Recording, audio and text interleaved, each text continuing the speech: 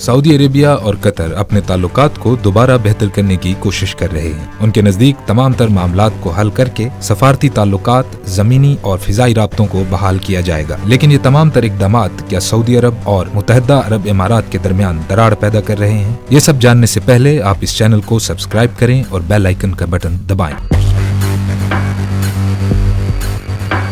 Sheikh Nawaf अल अहमद अल सबा की दी गई सिफारिशात को मद्देनजर रखते हुए सऊदी अरेबिया और कतर के दरमियान जमीनी और फिजाई राब्ते को बहाल किया जाता है। सऊदी अरब ने रवाबित बहाल करने पर रजामंदी का इजहार किया है और समंदरी और फिजाई बॉर्डर्स को खोलने का भी इंदिया दिया है, जिसके तहत 3 साल से जारी तनाज़ात को खत्म किया जाएगा। जबकि दोहा ने भी ये ऐलान किया है कि वो गल्फ स्टेट के हवाले से दी गई अपनी पिटीशंस को वापस ले लेगा। जबकि तमाम पार्टियां एक दूसरे के खिलाफ जारी मीडिया कैंपेन्स को भी बंद कर देंगी। याद रहे कि सऊदी अरब, यूएई, बहरीन और मिस्र ने कतर का ब्लॉकेड किया था और उनके साथ तमाम तर सफारती ताल्लुकात को मुनक़ते कर दिया था। उन्होंने कहा था कि दोहा ईरान के करीब है और दहशतगर्दी को हवा देता है। कतर ने ये तमाम तर इल्जामात मुस्तरद किए थे और कहा था इस तमाम तर अमल की कोई भी वाज़ेह हकीकत नहीं है। लेकिन अब ये महसूस होता है कि कतर के साथ मौजूद तमाम तर तनाज़ात बिल्कुल खत्म हो चुके हैं। जबकि बहुत से ममालिक का ये कहना है कि ये फेस सेविंग कैंपेन है जिसमें सऊदी अरब अपनी बाकी मानदा वक़ार को बहाल करने की कोशिश कर रहा है। यहाँ पर सवाल ये पैदा होता है कि इससे आगे क्या होगा। कुछ एक्सपर्ट्स के मुताबिक ये 2 तरफा मूव है, यानी कतर और सऊदी अरब के दरमियान ये तमाम तर फैसले किए गए हैं। जबकि मुत्तहिदा अरब इमारात, जो कि इस तमाम तर तनाज़े की वजह था, वो इस मुआहदे में कहीं भी नजर नहीं आता। यूएई ये चाहता है कि कतर की मजीद ब्लॉकेड को जारी रखा जाए। कतर के तुर्की के साथ बढ़ते ताल्लुकात भी इन अरब ममालिक को चुभ रहे हैं। बहुत से एक्सपर्ट्स का ये मानना है कि शेख मोहम्मद बिन जायद, यूएई के अमीर, और सऊदी अरब के एमबीजी अवाम में अपनी मकबूलियत खो रहे हैं, जिनमें उनके किए जाने वाले वो फैसले हैं जिसमें इसराइल को तस्लीम और बहुत सी चीजों में उन्हें रिलैक्सेशन का देना है। यमन में जारी जंग भी सऊदी अरब के हवाले से